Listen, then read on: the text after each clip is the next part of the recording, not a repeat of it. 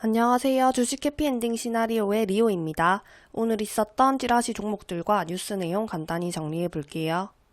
찌라시 종목이라고 해서 무조건 상승하는 게 아니기 때문에 타점 없이 무작정 추격하시면 안 됩니다.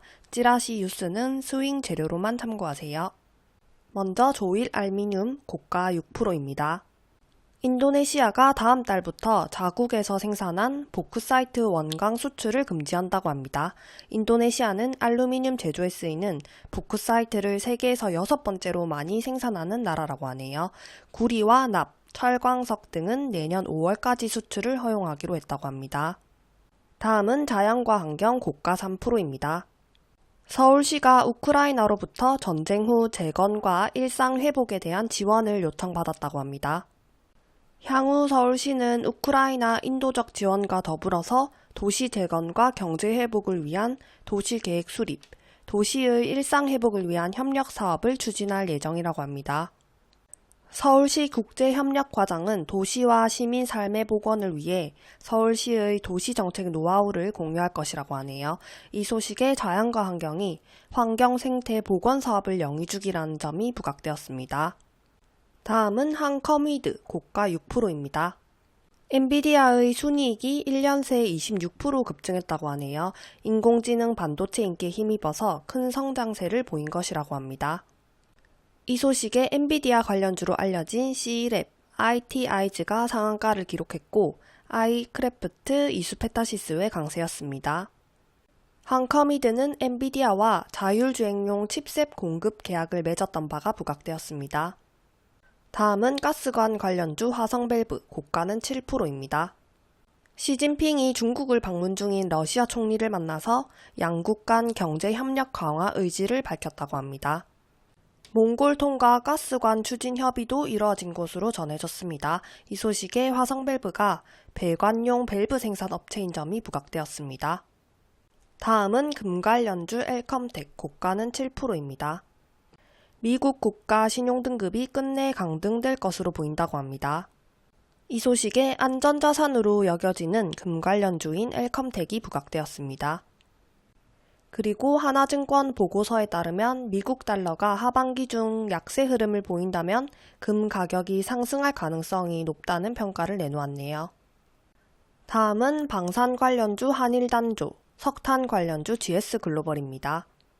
우리 정부가 포탄 수십만 발을 미국을 통해서 러시아와 여전히 전쟁을 벌이고 있는 우크라이나에 우회적으로 이송을 하고 있는 것으로 알려졌습니다. 이 소식에 방산 관련주인 한일단조가 찌라시로 부각되었고, 이에 러시아가 경제 제재 보복 조치로 원자재 수출을 금지할 것으로 전망되면서 석탄 관련주인 GS글로벌도 찌라시로 올랐습니다. 다음은 에어부산 고가 5%입니다.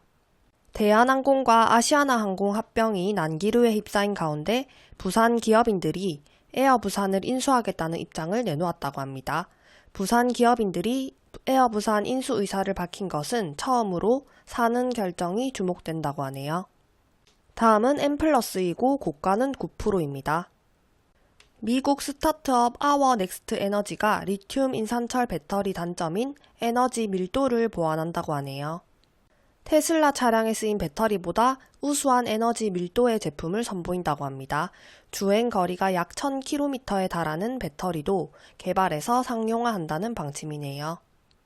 아워넥스트 에너지가 M+의 파트너사인 점이 부각되었습니다. 다음은 사료 관련주 미래생명자원이고 고가는 3%입니다. 지난해 우크라이나 전쟁 등의 여파로 치솟은 에너지 가격에 고통받았던 유럽이 이번에는 식량 가격 급등에 직면했다고 합니다.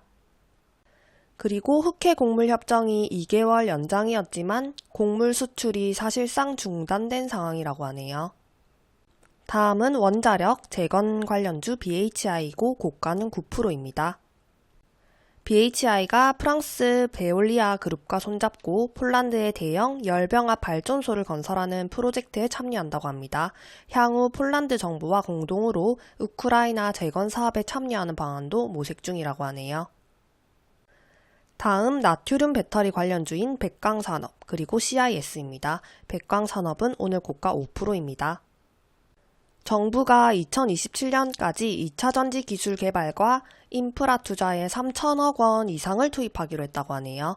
차세대 보급형 배터리로 주목받는 나트륨 배터리 개발도 지원한다고 합니다.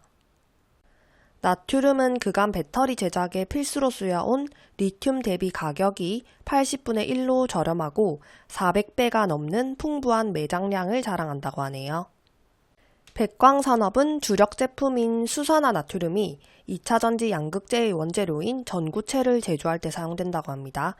CIS는 중국의 배터리 기업에 2차전지 제조용 전극 제조 장비 등을 공급하고 있다는 점에서 나트륨 배터리 관련주로 분류됩니다.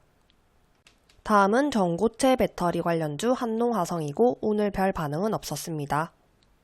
미국 배터리 전문업체 팩토리얼은 전고체 배터리에 관한 인증을 획득했다고 하네요. 팩토리얼은 이번 인증으로 현대차와 기아, 벤츠, 스텔란티스 등 세계 주요 완성차 제조사한테 전고체 배터리를 공급할 수 있게 되었다고 합니다. 이 소식에 한농화성은 전고체 배터리 전해질을 개발 중이라는 점이 부각되었습니다. 다음은 에코플라스틱이고 오늘 별 반응은 없었습니다.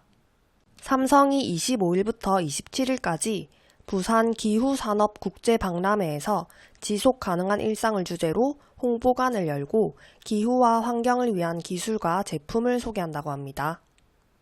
삼성전자 제품에서 나온 플라스틱 소재를 재활용해서 만든 국내 유명 작가의 작품도 볼 수 있다고 하네요. 다음은 조국 관련주인 화천기계입니다. 오늘 고가는 2%네요. 조국 전 장관이 26일인 내일 대구에서 북콘서트를 연다고 하네요. 화천기계는 이 기업의 감사 남모 씨가 조국 전 장관과 로스쿨 동문이라는 점에서 연관성이 있습니다. 다음은 피프티 관련주 RBW입니다. 피프티가 글로벌 K-팝 차트에서 1위를 등극했다고 하네요. RBW는 최근 자회사가 피프티의 큐피드 글로벌 마케팅 대행을 하고 있다는 것으로 알려지면서 상승이 나왔습니다. 마지막으로 원자력 발전 관련주 G2파워입니다. 정부가 청정수소 인증제 도입과 함께 원전수소를 청정수소로 포함하는 안을 추진하고 있다고 합니다.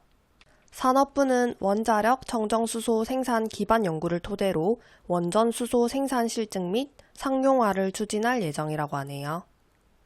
여기까지 5월 25일 장중 찌라시 정리였습니다. 감사합니다.